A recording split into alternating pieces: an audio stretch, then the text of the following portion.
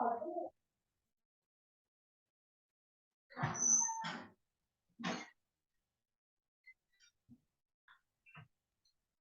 अज्ञानतिमिरान्धस्य ज्ञानाञ्जनशलाकया चक्षुरुन्मिलितं येन तस्मै श्रीगुरुवे नमः।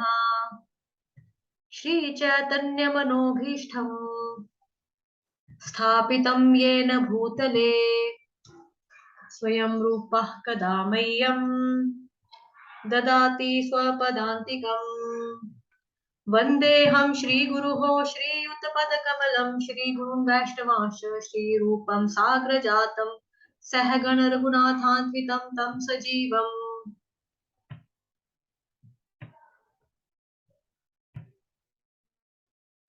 साधवैतं सावधूतं परिजन सहितं कृष्ण चैतन्य देवं श्रीराधा कृष्ण पादान् सहगण ललिता श्री विशाखान्वितांश्च नमः। ओम विष्णुपादाय कृष्णप्रेष्ठाय भूतले श्रीमते भक्ति वेदांत स्वामिन्निति नामिने नमस्ते सारस्वते देवे गौरवाणी प्रचारिणे निर्विशेष शून्यवादी पाश्चात्य देशतारिणे नमो महावदन्याय कृष्ण प्रेम प्रदायते कृष्णाय कृष्ण चैतन्य नामने गोत्विषे नमः। हे कृष्ण करुणा सिंधो दीनबंधो जगत्पते गोपेश गोपिका कांत श्री राधा कांत नमोस्तुते तप्त कांचन गौरांगी श्री राधे वृंदावनेश्वरी वृषभानुसुते देवी प्रणमामि हरिप्रिये वाञ्छाकल्पतरुभ्यश्च कृपा सिन्धुभ्य एव च पतितानां पावनेभ्यो वैष्णवेभ्यो नमो नमः। जय श्री कृष्ण चैतन्य प्रभु नित्यानंद श्री अद्वैत गदाधर श्रीवासादि गौर भक्त वृंद। हरे कृष्ण कृष्ण कृष्ण हरे हरे हरे राम राम राम हरे हरे हरे कृष्ण कृष्ण कृष्ण हरे हरे हरे राम राम राम हरे हरे हरे कृष्ण कृष्ण कृष्ण हरे हरे हरे राम राम राम हरे हरे। आप सभी लोगों का स्वागत है आज के सेशन में। तो हम लोग पढ़ रहे हैं श्री कृष्ण लीला बुक, श्री कृष्ण लीला बुक, जिसका हिंदी में जो है वो नाम है श्री कृष्ण लीला पुरुषोत्तम भगवान, श्री कृष्ण लीला पुरुषोत्तम भगवान। तो इसकी भूमिका प्रीफेस जो है इसका वो हम खत्म कर चुके हैं, भूमिका भी हम इसका पढ़ रहे हैं। भूमिका में आज हमने यहाँ से पढ़ना है, ठीक, जो मैंने ऑलरेडी लगाया हुआ सेट किया हुआ है। सामान्यतया मुक्त आत्माएं ही भगवान की लीलाओं का श्रवण एवं आस्वादन करती हैं। जो बद्ध जीव हैं वे तो किसी सामान्य व्यक्ति के भौतिक कार्यकलापों की कहानियां पढ़ने में रुचि लेते हैं। यद्यपि भगवान के दिव्य कार्यकलापों से संबंधित ऐसी कथाएं श्रीमद् भागवत तथा अन्य पुराणों में पाई जाती हैं, तथापि बद्ध जीव सामान्य कथाओं को पढ़ना पसंद करते हैं। वे श्री कृष्ण की लीलाओं की कथाओं को पढ़ने में उतनी रुचि नहीं दिखाते। भगवान कृष्ण की लीलाओं के वर्णन इतने आकर्षक हैं कि वे सभी श्रेणी के मनुष्यों के लिए आस्वाद्य हैं। इस संसार में 3 श्रेणी के मनुष्य हैं। पहली श्रेणी मुक्त आत्माओं की है, दूसरी श्रेणी उन लोगों की है जो मुक्त होना चाहते हैं, और तीसरी श्रेणी भौतिकतावादी मनुष्यों की है। भगवान कृष्ण की लीलाएं इन तीनों श्रेणी के व्यक्तियों द्वारा पठनीय है। मुक्त आत्माओं को भौतिकतावादी कार्यकलापों में कोई रुचि नहीं होती।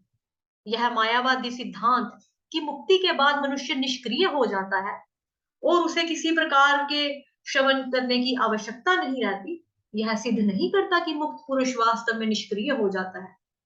जीवात्मा निष्क्रिय नहीं हो सकता, वह बद्ध अवस्था में अथवा मुक्त अवस्था में भी सक्रिय रहता है। उदाहरणार्थ एक रुग्ण, रुग्ण मतलब सिक पर्सन, जो बीमार हो, रोगी, उसको कहते हैं रुग्ण इंसान, ठीक है, रुग्ण। ए रुग्ण व्यक्ति भी सक्रिय रहता है, सक्रिय का मतलब होता है एक्टिव, लेकिन उसके सारे कार्य कष्टदायक होते हैं। वही व्यक्ति रोग मुक्त होने पर भी सक्रिय रहता है, लेकिन रोग मुक्त अवस्था में उसके सारे कार्यकलाप आनंदमय होते हैं। इसी प्रकार से मायावादी लोग रुग्ण बद्धावस्था से किसी तरह मुक्ति पाने का प्रयास करते हैं, लेकिन उन्हें स्वस्थ अवस्था के कार्यकलापों का कोई ज्ञान नहीं रहता। जो लोग वास्तव में मुक्त हैं और ज्ञान से ओतप्रोत हैं, वे कृष्ण के कार्यकलापों का श्रवण करते हैं। ऐसी व्यवस्था शुद्ध आध्यात्मिक क्रिया है। तो अभी हम जितना अभी तक हमने रीड किया है उतना अभी हम उस पर थोड़ा सा डिस्कस करते हैं, चर्चा करते हैं।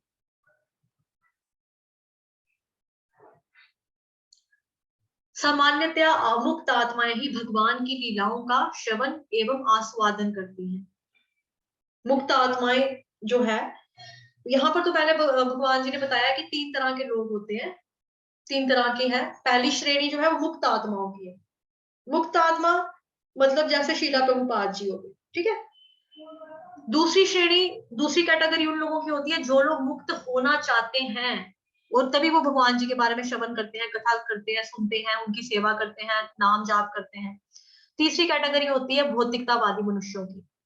तो भगवान कृष्ण की जो ये लीलाएं हैं, वो तीनों ही कैटेगरी के जो लोग हैं उनके द्वारा पठनीय हैं। लोग जो हैं भगवान कृष्ण के बारे में पढ़ते हैं। कौन कौन पढ़ता है? जो मुक्त आत्मा इंसान होता है, जो मुक्त आत्मा होती है वो भी पढ़ती है, जो भद्र आत्मा होती है वो भी पढ़ती है, जो भौतिकतावादी मनुष्य हैं वो लोग भी पढ़ते हैं, जो मुक्ति की अभिलाषा रखते हैं, कामना रखते हैं कि हमें मुक्त होना है, हमें बार बार जन्म मृत्यु जरा व्याधि के चक्कर में नहीं यहीं पे थपेड़े खाते रहना, हमें अलग होना है, मुक्त होना है, तो फिर वो लोग भी श्रवण भी करते हैं, पठन मतलब पढ़ते भी। कुछ लोग जो होते हैं जो सिर्फ भौतिक कार्यकलापों में ही इंटरेस्टेड होते हैं ना, वो सिर्फ और सिर्फ भौतिक कार्यकलापों की कहानियां पढ़ने में ही रुचि लेते हैं। जैसे 5 दिन में अमीर बनिए, 5 दिन में अमीर बनने का कोर्स करिए, तो भौतिकतावादी है, मटेरियलिस्टिक डिजायर्स है उनके, मटेरियलिस्टिक चीजों को वो इंजॉय करना चाहते हैं, भोगना चाहते हैं। इसीलिए उनको कहानियां, किताबें, बुक्स, लिटरेचर जो कुछ भी है इसी तरह से पसंद होता है जो उनका इंटरेस्ट है। ऐसे किसी इंसान को अगर बॉडी बनाने में इंटरेस्ट है तो वो बॉडी बनाने की किताब पढ़ेगा। किसी इंसान को खाने का, कुकिंग का इंटरेस्ट है, वो कुकिंग की ही मतलब किताबें ले लेके पढ़ेगा कि ताकि मेरे को अच्छे से मैं खाना खा सकूं, अच्छे से खाना खाऊंगा, बनाऊंगा, मुझे शौक है, मैं मसाला खाऊं, नमक खाऊं, मिर्च खाऊं, मतलब ऐसा ऐसा स्पाइसी खाना जिसको जैसे जैसा पसंद होता है। पर्सन टू पर्सन ये अलग अलग बताया है यहाँ पे कि जो लोग भौतिक कार्यकलापों में इंटरेस्टेड होते हैं ना, वो खाली अपने ही टाइप की कहानियां को पढ़ने में रुचि लेते हैं। लेकिन जो इंसान भगवान में इंटरेस्टेड होता है, क्योंकि भगवान के जो कार्यकलाप होते हैं वो दिव्य होते हैं, उससे संबंधित जो कथाएं होती हैं, जो कि हमें श्रीमद् भागवतम, जिसको कि बोला जाता है ग्रंथराज, पुराणों का ग्रंथराज कहा जाता है। राज मतलब कि सभी ग्रंथों का राजा कहा जाता है श्रीमद् भागवतम पुराण को। अन्य पुराण भी है जो कि 18 टोटल हमारे 18 पुराण है, उसमें से एक जो श्रीमद् भागवतम महापुराण है वो सबसे ऊपर है, क्योंकि उसको बोला जाता है ग्रंथों का राजा। ठीक, उसमें क्या है कि देखो 2 है, एक हमारा, कई बार क्या होता है लोगों को कंफ्यूजन हो जाती है कि भगवत गीता क्या है और भागवतम क्या है।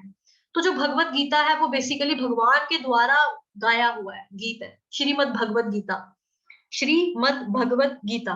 तो उसका मतलब होता है भगवान के द्वारा गाया हुआ दिव्य गीत। वो कोई नॉर्मली ऐसा गाना नहीं है, वो दिव्य गीत है, डिवाइन सॉन्ग है, भगवान कृष्ण के द्वारा गाया हुआ। तो भगवान कृष्ण ने उसमें बेसिकली क्या दिया है? उपदेश दिया है। और भगवत गीता को बोलने वाले जो लोग हैं वो 4 लोग हैं। कृष्ण भगवान खुद हैं जो कि उपदेश देते हैं अर्जुन को, अर्जुन है जो सवाल पूछते हैं, धृतराष्ट्र है, एक श्लोक उनके द्वारा बोला गया, और कुछ श्लोक जो है वो संजय के द्वारा बोले गए। तो जो पहला श्लोक है श्रीमद् भगवत गीता का वो राजा धृतराष्ट्र ने बोला है। धृतराष्ट्र उवाच धर्म क्षेत्रे कुरुक्षेत्रे समवेतायुत्सवः मामकः पांडवाश्चैव किमकुर्वत संजय। तो ये धृतराष्ट्र ने बोला है। इसी तरह से 574 श्लोक जो है वो कृष्ण भगवान ने खुद बोले हैं, 74 श्लोक जो है वो अर्जुन ने बोले जो कि प्रश्न के रूप में है। तो धृतराष्ट्र के द्वारा एक ही श्लोक बोला गया, पहला और आखिरी, जो कि स्टार्टिंग में ही आता है श्रीमद् भगवत गीता का। तो कृष्ण के द्वारा बेसिकली यहाँ पे उपदेश दिया है श्रीमद् भगवत गीता में। अर्जुन को दिया, नो डाउट अर्जुन के माध्यम से हम लोगों को भी दिया, ठीक है। बाकी जो है श्रीमद् भागवतम, उसमें क्या है, वो भगवान के बारे में। श्रीमद् भगवत गीता भगवान के द्वारा दिया गया उपदेश और श्रीमद् भागवतम भगवान के बारे में, ठीक, ये इसका फर्क है। तथापि बद्ध जीव सामान्य कथाओं को पढ़ना पसंद करते हैं, वे कृष्ण की लीलाओं की कथाओं को पढ़ने में उतनी रुचि नहीं दिखाते। जो भौतिकतावादी लोग होते हैं ना, वो क्या करते हैं, बद्ध जीव जो होते हैं, उनको मन करता है कि हम लोग अपने हिसाब से, अपने इंटरेस्ट के हिसाब से हम लोग किताबें पढ़े, चाहे वो लिटरेचर हो, चाहे वो कुकिंग की किताब हो, चाहे वो बॉडी बनाने की बुक हो, चाहे वो खाने पीने की किताब, मतलब कि जैसा जैसा जिसका इंटरेस्ट होता है वो वैसी वैसी कथाओं को पढ़ने में इंटरेस्टेड होते हैं। एक सेकंड, इसको धूप में रहो, धूप में वहां तो इसको, ठीक है। तो क्या थे हम, वो इतना इंटरेस्टेड नहीं होते। भगवान कृष्ण की लीलाओं के वर्णन इतने आकर्षक है क्योंकि जो भगवान कृष्ण है उनका मतलब क्या है, कृष्ण का मतलब ही होता है सर्व आकर्षक, जो सबको अट्रैक्ट करता है, उनको बोला जाता है कृष्ण। भगवान कृष्ण जो है वो खींचते हैं मनुष्य को, मतलब कि भक्त को खींचते हैं, ठीक है। नो डाउट कि जो भगवान की तरफ जाना चाहता है उसी को खींचते हैं, या जिनके ऊपर भगवान जी की कृपा होती है उनको खींचते हैं। भगवान कृष्ण की लीलाओं के वर्णन इतने आकर्षक हैं कि वे सभी श्रेणी के मनुष्यों के लिए आस्वाद्य हैं, क्योंकि भगवान कृष्ण जो है वो आकर्षक है, सबसे आकर्षक है। और जितने भी कैटेगरी के लोग हैं, जो कि अभी हमने नीचे देखे यहाँ पर, कि पहली श्रेणी मुक्त आत्माओं की है, दूसरी श्रेणी मुक्त होने वालों की है, तीसरी भौतिकतावादी श्रेणी के मनुष्यों की है। तो हर कैटेगरी का जो इंसान है, पर्सन है, उसके लिए कृष्ण भगवान आकर्षक है। और कृष्ण भगवान का जो ज्ञान है, जो कृष्ण भगवान के बारे में, जो उनकी लीलाओं का श्रवण करना, सुनना, पढ़ना जो है, वो हर तरह के इंसान के लिए आस्वाद्य है। आस्वाद्य का मतलब होता है जब हमें जैसे किसी किताब को पढ़कर जब हमें रस का स्वादन लगता है, मजा आता है, आनंद मिलता है, सुनकर मजा आता है, पढ़कर मजा आता है, देखकर मजा आता है, ठीक है, उसको बोला जाता है कि आस्वाद्य है। इस संसार में तीन श्रेणी के मनुष्य हैं। पहली श्रेणी मुक्त आत्माओं की है, दूसरी श्रेणी उन लोगों की है जो मुक्त होना चाहते हैं। मुक्त आत्माएं कि जिनको पता लग चुका है कि कृष्ण ही परमपिता है, कृष्ण ही भगवान है, हमें उनकी सेवा करनी है। और हम जो है, हम बेसिकली आत्मा है, खुद को वो शरीर बिल्कुल नहीं मानते, अपनी आत्मा को और अपना जो शरीर है, जो भगवान जी के द्वारा दिया गया उनको एक नायाब तोहफा, एक प्रीशियस गिफ्ट है, अनमोल तोहफा है, उसको वो भगवान जी की सेवा में लगाते हैं, अपनी इंद्रियों को भगवान की सेवा में लगाते हैं। जो कुछ भी करते हैं वो कृष्ण के लिए ही करते हैं, कृष्ण के बारे के लिए ही करते हैं। अपना कोई उनका इंटरेस्ट नहीं होता किसी भी चीज में, बाकी चीजों को वो प्रजल्पा ही मानेंगे। मतलब जिस चीज में कृष्ण नहीं है उसके अलावा दूसरी कोई चीज उन्होंने नहीं करनी है, उन्होंने वही चीज करनी है जिसमें कृष्ण है। वो हो गए मुक्त आत्मा, जो कृष्ण के नाम का प्रचार प्रसार करते हैं, कृष्ण का ही नाम लेते हैं, जो सुनना कृष्ण को पसंद करते हैं, जो बात करते हैं तो उनकी बातों में कृष्ण होते हैं।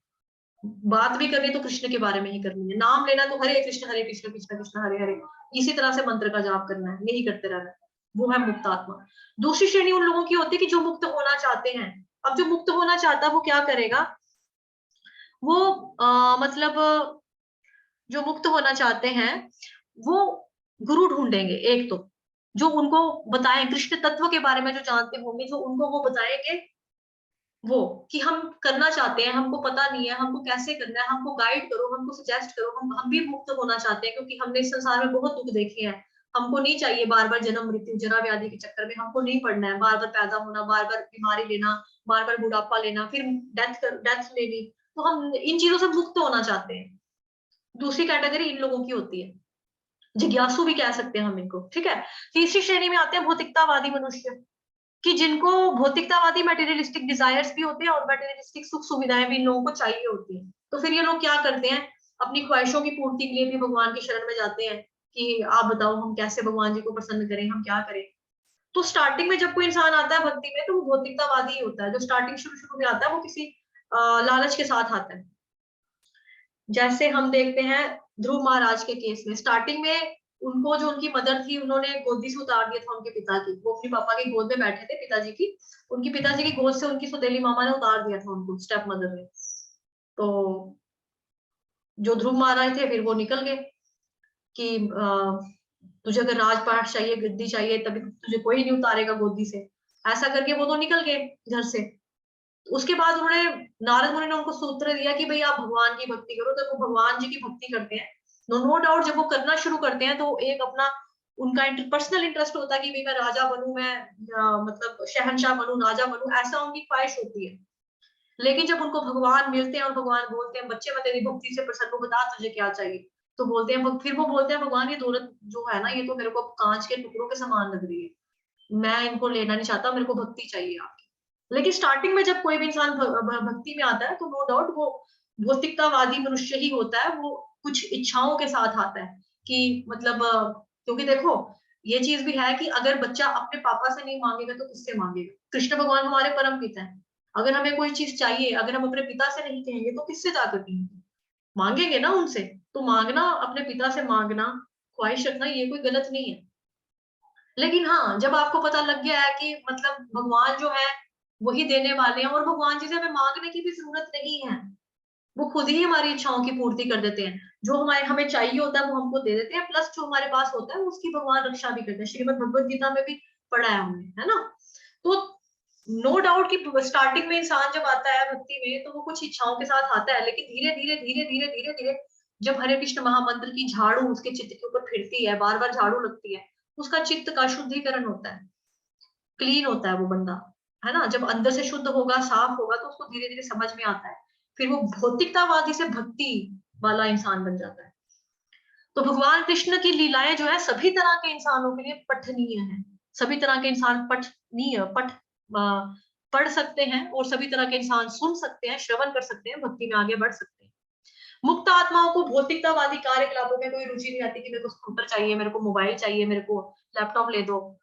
उनको कोई टेंशन नहीं है इन सब चीजों की, मेरा एक घर है तो मेरे को दो और चाहिए।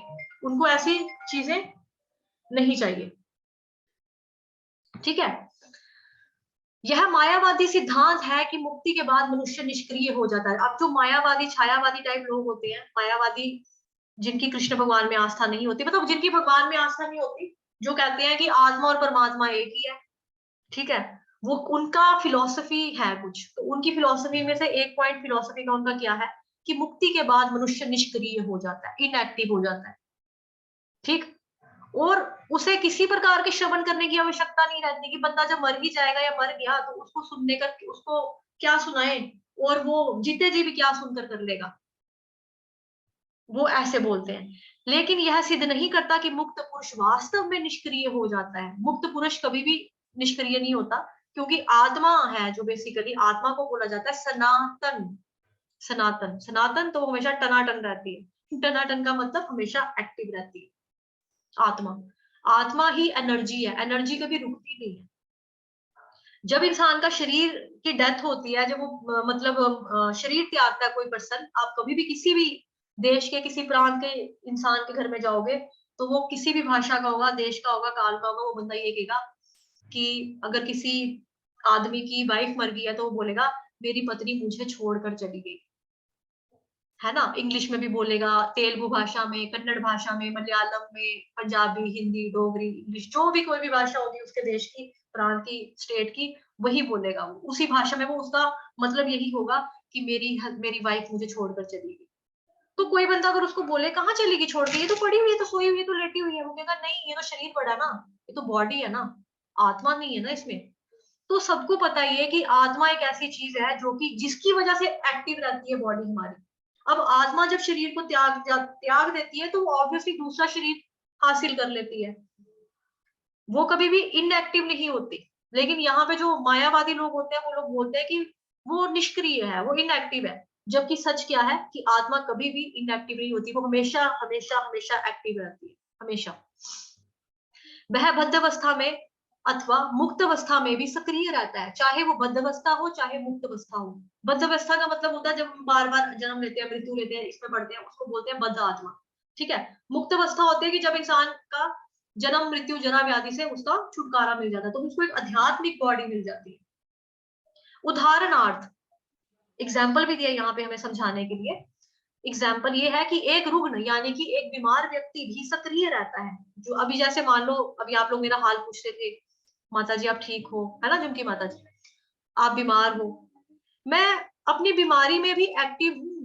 अगर मैं बीमार हूँ, बीमार भी अगर कोई होगा, बड़ा ही ज्यादा कोई बीमार होगा, कोई बिल्कुल ही बेड रिडन बंदा भी होगा, उसको भी उसके घर वाले टाइम टू टाइम पीठ के ऊपर हाथ रख के थोड़ा सपोर्ट देकर उसको बिठाएंगे, उसको ब्रश करवाएंगे, उसको लिक्विड फूड देंगे, जूस पिलाएंगे, दूध देंगे, जो भी उसको डॉक्टर ने बोला छोटा मोटा खाना तो वो भी खाएगा, सुसु पॉटी मल मूत्र का त्याग वो भी करेगा, नो डाउट। लेकिन अगर जो बंदा बेड रिडन होगा उसको थोड़ा सा इन सब चीजों को करने में क्या होगा, कष्ट होगा, तकलीफ होगी कि मैं दूसरे बंदे के ऊपर डिपेंड हो चुका हूँ। कभी मैं इंडिपेंडेंट था, खुद से अपना बाथरूम का काम करता था सारा, और खाने पीने का काम मैं खुद से करता था। अभी मेरे अंदर इतनी कमजोरी, इतनी वीकनेस है कि मुझे मेरे घर वाले खाना खिला रहे हैं, मुंह में डाल रहे हैं, ठीक है, पचने में मेरे को प्रॉब्लम होती है, मेरे को थोड़ा लिटाकर मेरी पीठ मलते हैं, मेरे से खुद से नहीं होता, टांगों को मेरा दुबाना पड़ता है क्योंकि मेरी लेट लेट के पेन हो रही है, चक्कर आते हैं लेट लेट के, तो थोड़ा सा उसका जो कार्यकलाप होगा कष्टदायक तो होगा।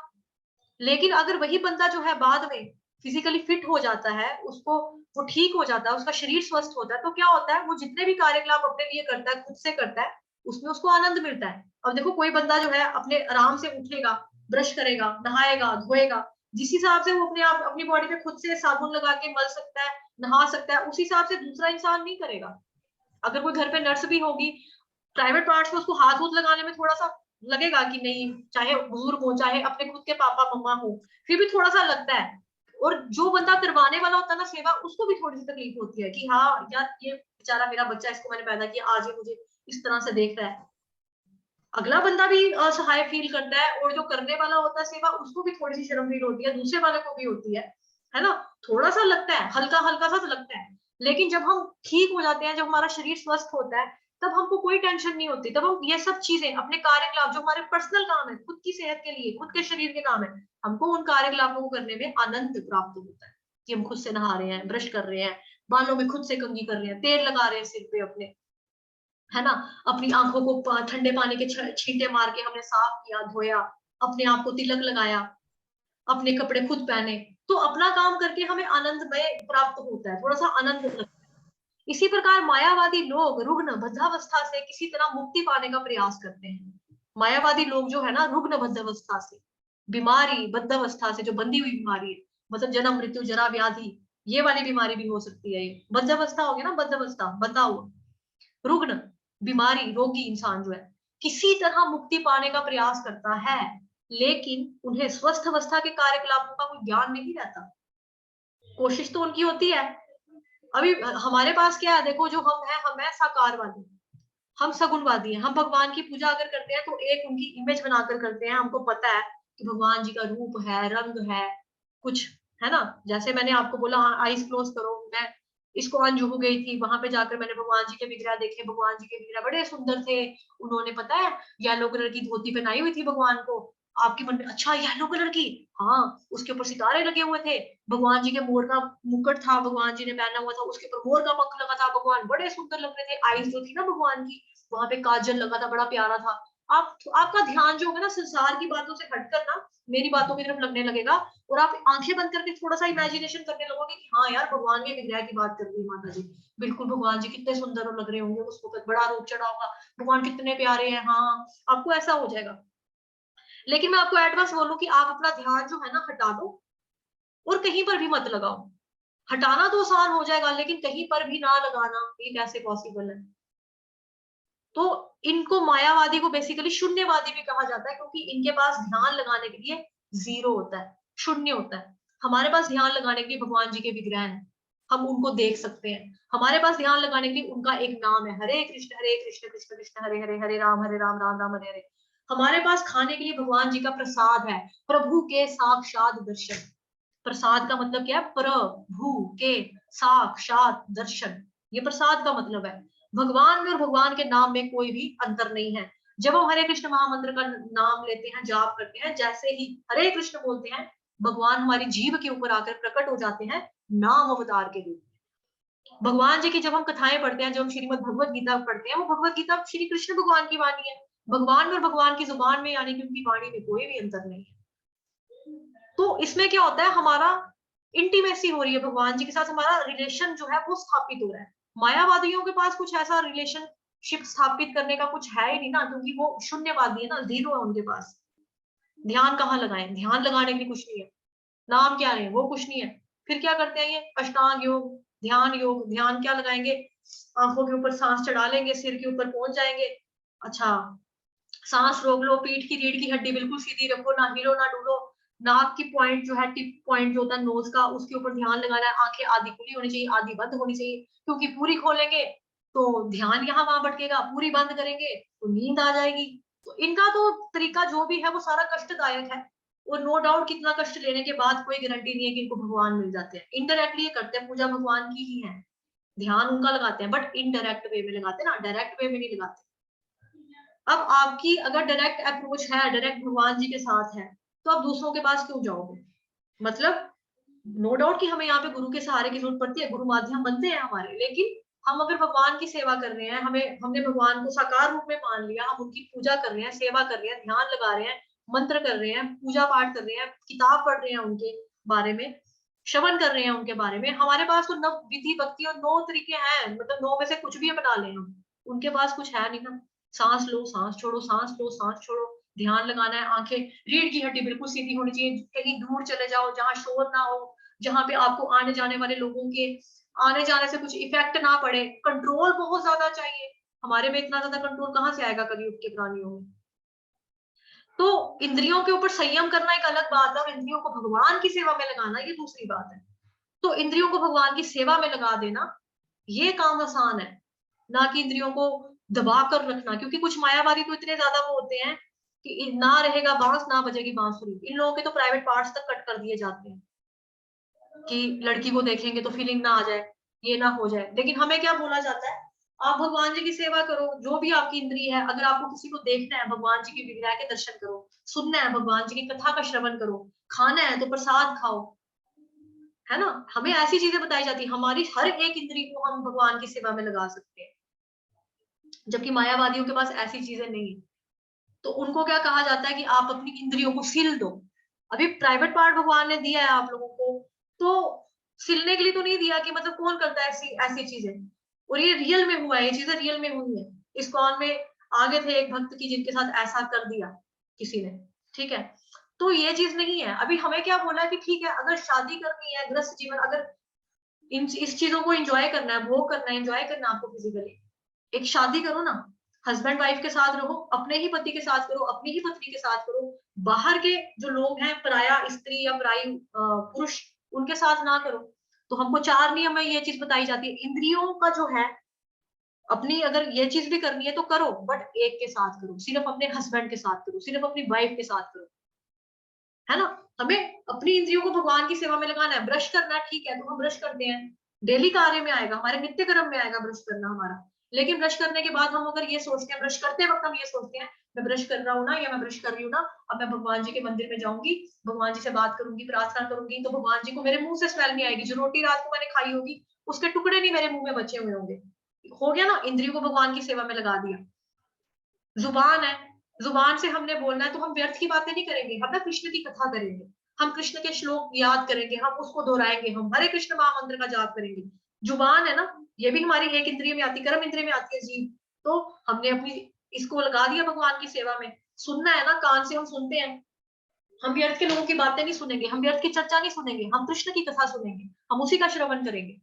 लगा दिया, आंखों को लगा दिया देखने में, भगवान की विग्रह को देखने में, सेवा को, हाथों को लगा दिया, कर्म इंद्रियों को लगा दिया भगवान की सेवा करने में। हम अगर भगवान, हर बंदे के पास भगवान जी ने कोई ना टैलेंट दिया है। अगर आपको लगता है कि आप एक अच्छे मेकअप आर्टिस्ट हो, आप भगवान जी का वो करो ना, क्या बोलते हैं उसको, भगवान जी को आप सजावट कर सकते हो, भगवान जी को अच्छे से काजल लगा सकते हो, उनको ड्रेसअप अच्छा सा पहना सकते हो, अच्छे से कपड़े मतलब श्रृंगार कर सकते हो भगवान जी का, उसको बोलेंगे। अगर आपको लगता है कि आप अच्छे कुक हो, आप भगवान जी के लिए अच्छा सा प्रसाद बना के उनको भोग लगाओ, उनको अच्छा सा खाना खिलाओ, खुद प्रसाद रूप उसी को ग्रहण करो। तो हम अपनी हर एक इंद्रिय को भगवान की सेवा में लगा सकते हैं, हर चीज को, हर बात को हम कनेक्ट कर सकते हैं। बस थोड़ा सा क्या होता है कि हमें भगवान की, जब हम भक्ति करेंगे, भगवान जी का नाम लेंगे, तो ये चीजें धीरे धीरे धीरे धीरे करके डेवलप होती है। तो इस इन सब चीजों के माध्यम से क्या होगा, हमारा जो संबंध है वो कृष्ण के साथ डायरेक्ट वे में स्थापित होगा, डायरेक्ट इंटीमेसी होगी हमारी कृष्ण भगवान के साथ। और हम किसी भी रूप में उनकी सेवा कर सकते हैं, चाहे वात्सल्य भाव से करें, चाहे दास्य भाव से करें, है ना, चाहे साख्य भाव से करें, तो हम कर सकते हैं, ऐसा नहीं है। उसके बाद है जी, इसी प्रकार से मायावादी लोग रुग्ण बद्धावस्था से किसी तरह मुक्ति पाने का प्रयास करते हैं, लेकिन उन्हें स्वस्थ अवस्था के कार्यकलापों का कोई ज्ञान नहीं रहता। ऐसे लोग वास्तव में मुक्त हैं और ज्ञान के ओतप्रोत हैं, वे कृष्ण के कार्यकलापों का श्रवण करते हैं। ऐसी व्यवस्था शुद्ध आध्यात्मिक क्रिया है। तो शुद्ध आध्यात्मिक क्रिया, जो प्योर आध्यात्मिक स्पिरिचुअल क्रिया है, वो क्या है? कृष्ण के कार्यकलापों का श्रवण करना, जिस तरह से इस वक्त हम बैठकर कर रहे हैं, कृष्ण की कथा के बारे में हम सुन रहे हैं, पढ़ रहे हैं, है ना। तो ये चीज करना जो है बेसिकली ये हमारा मेन है। ठीक, तो इतना ही हम रखते हैं।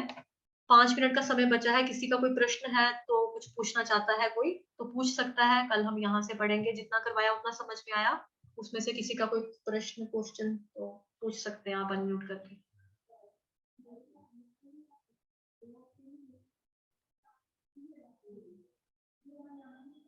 झुमकी माता जी, आप परसों आए थे?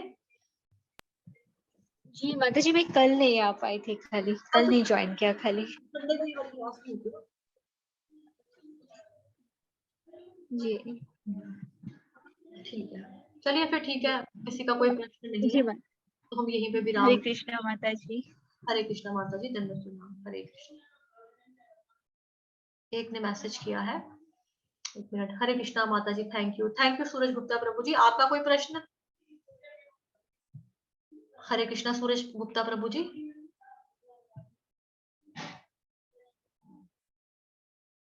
Okay, thank you for your message. आपने मैसेज किया, मैसेज में लिख रहे हैं नहीं माता जी। ठीक है प्रभु जी, हरे कृष्णा। ठीक है, फिर अब यहीं पे विराम लेते हैं। हरे कृष्ण कृष्ण कृष्ण हरे हरे, हरे राम राम राम हरे हरे। हरे कृष्ण कृष्ण कृष्ण हरे हरे, हरे राम राम राम हरे हरे। हरे कृष्ण कृष्ण कृष्ण हरे हरे, हरे राम राम राम हरे हरे।